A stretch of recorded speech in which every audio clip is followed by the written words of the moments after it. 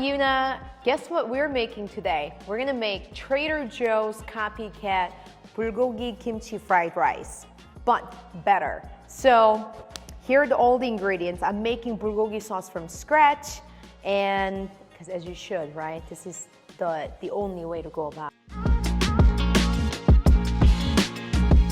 So we need, first of all, ground beef, and I got organic grass-fed ground beef.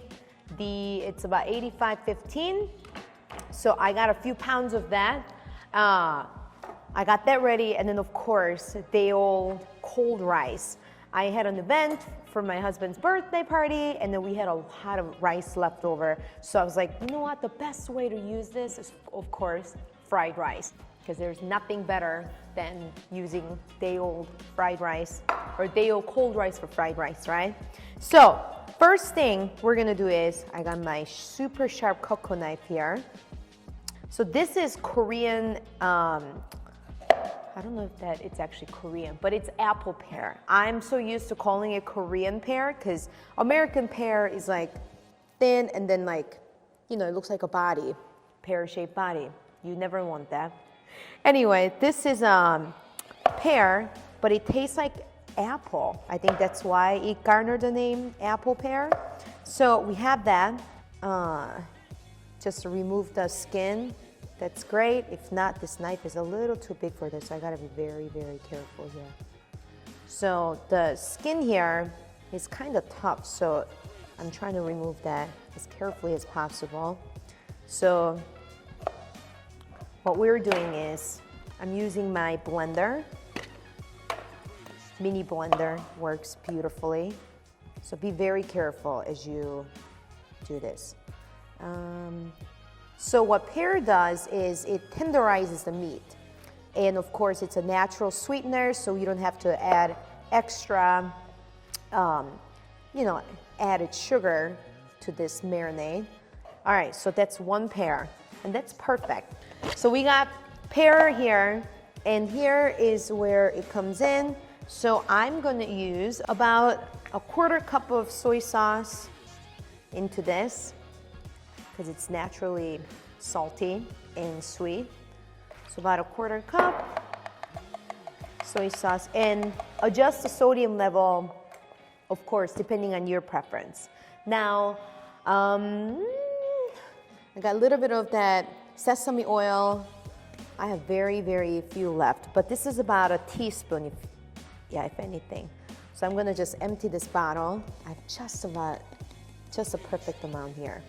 So I'm gonna set that upside down just to see it. Okay, and then we got ginger. So this time I just have ginger too because I got a lot of these, so now I'm gonna use it all up. So generous amount of ginger. You know what? Might as well use a whole 2. You know, grating your finger off. So with this, you don't have to do that, and it's gonna save you a lot of time. Garlic, I do have garlic paste as well, but I'm not gonna use it this time. Now the second item is, this is optional. I happen to have sweet soy sauce to add the natural sweetener to this. So I'm gonna add in about a couple tablespoons. Oh yeah, it's gonna really bring out the caramelized color. Now, one more ingredient is, it's called 매실청. So 매실 is plum, but fermented plum sauce, and it's naturally sweet. It smells like alcohol, and it has sugar in it. So this, I don't know if this is completely optional, but Koreans a lot of times use it to really enhance the flavor of anything. So this can go into soup, this can go into marinade, this can go into, oh my gosh, some people just dilute it in water and drink that. So that's just a cultural tip that I want to provide. So I'm going to add in just a tiny bit, about a tablespoon as well. So now we got that. And this is my secret. So I like to use, this is called hondashi. So this creates like umami flavor. So I'm not gonna add in right now. It's gonna be used in a little bit. So that's that. And then, of course, we got a ton of garlic to use up. So we're gonna be busy here. So you probably wonder, how many cloves are you adding in there? I like to say as many as you would like. There's no really right or wrong answer when it comes to cooking Korean food, in my opinion. Everybody makes it a little bit differently, but this is my take on my preference. I love my dishes to be on the extra garlicky side, so this is phenomenal. So garlic's there, we got all of this. And lastly, I like to add in a little bit of honey, just natural sweetener. Okay, you got this. Enough sodium from the soy sauce. Watch magic happen. So from here, I'm gonna lock it up. This is our bulgogi sauce.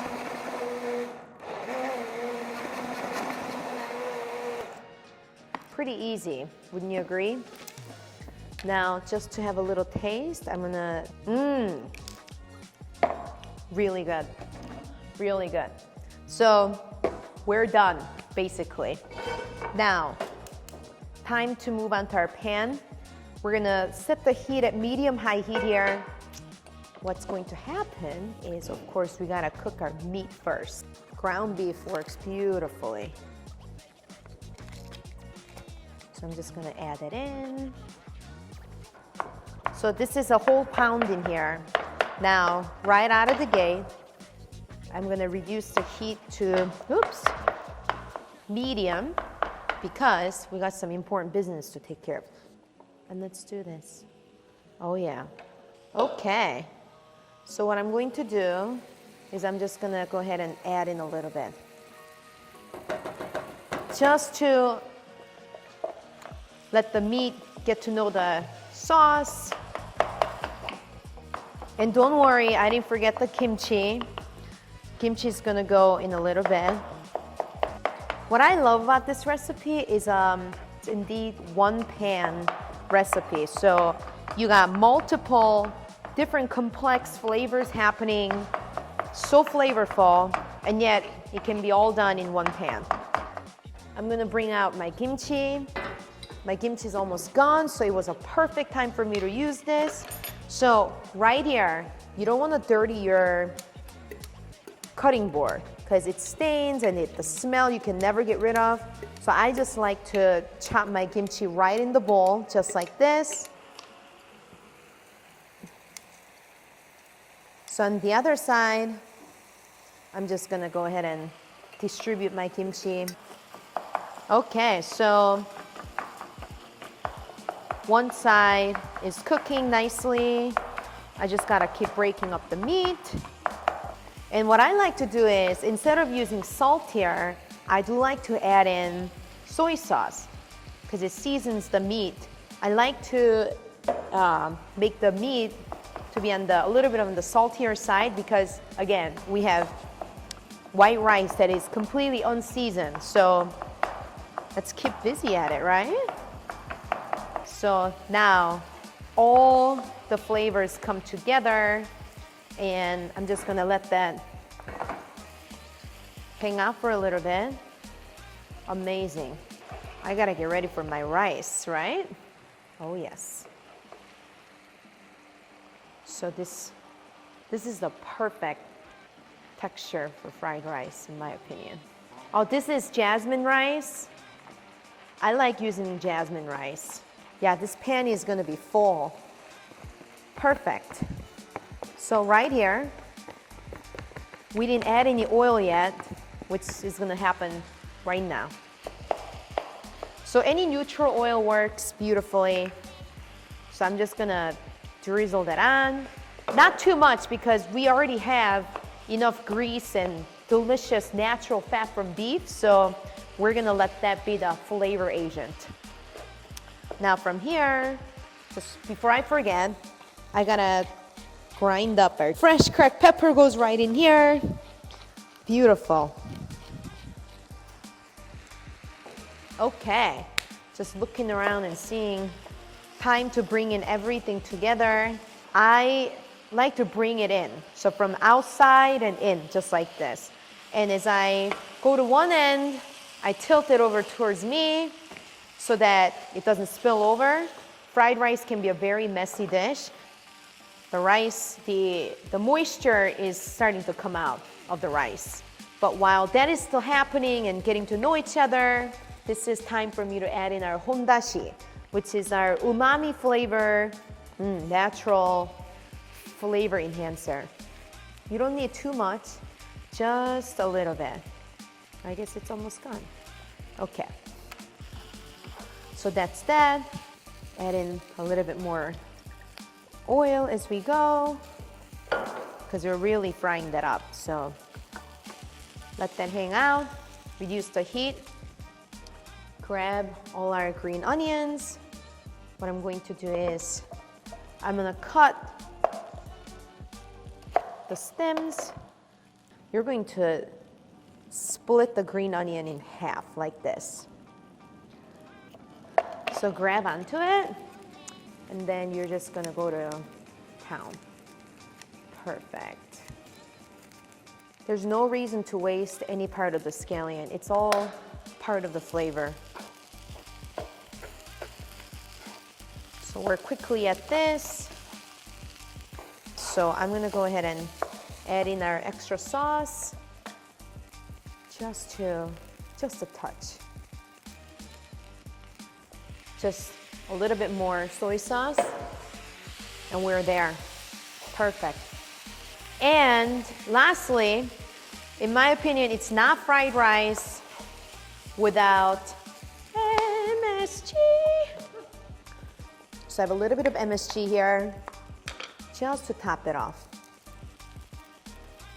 Oh yeah.